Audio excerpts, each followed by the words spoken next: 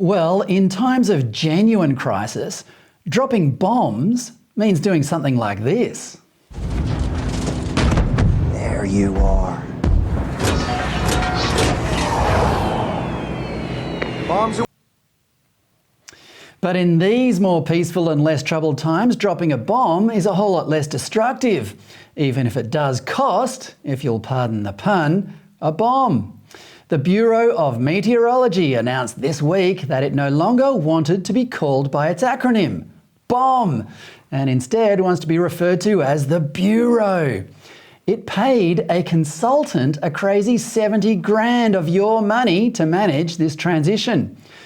You'll pardon us at ADH TV if we refuse to go along with this bureaucratic order and continue to call the department the BOMB. Or, perhaps more accurately, inveterate manipulators of past observations and sensational tamperers of expected rainfall science. Or imposters for short. One person who finds this as amusing as I do is Stephen Cenatiempo, the breakfast host on 2CC Talkback Radio in Canberra. Stephen, welcome. G'day, Fred. I mean, seriously, if it wasn't so serious that we had people losing their homes and potentially losing their lives because of floods at the moment, you would take this. It's just extraordinary. But let me first say that, I think the Bureau of Meteorology, they are the bomb, man, seriously.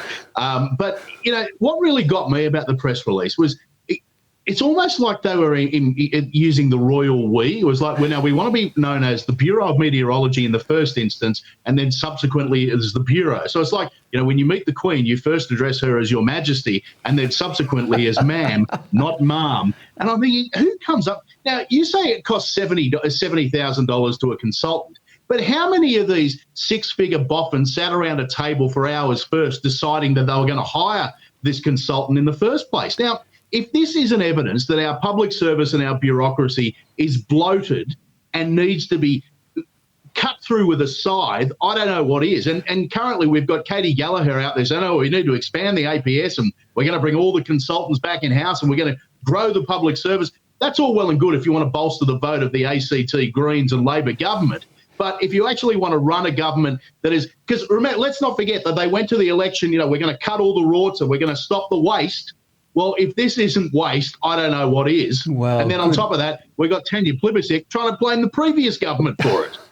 Well, I mean, the timing of it is just ridiculous. As you said a minute ago, this is such an insensitive time for the bomb to be focusing on its own image when people are losing their homes in floods. Even if this had been a long-term plan and they had been for years, annoyed by the name they had, shouldn't they have waited a little bit after these floods to come out with this press release? Of course they should have. But more importantly, they didn't put it out as a press release. They put it out as a media alert. Now, when you saw a media alert from the bomb, that means there's some major weather event happening that you need to tell your listeners or your viewers or your readers about urgently because their life might be in danger or they need to protect their property or whatever, not protect the sensitive sensibilities of the boffins at the Bureau of Meteorology. I mean, goodness me. Exactly. It's just extraordinary. I mean, we're talking about an organisation here who can't tell me what the difference between partly cloudy and mostly sunny is. They usually get their forecast wrong and they're worried about what we call them.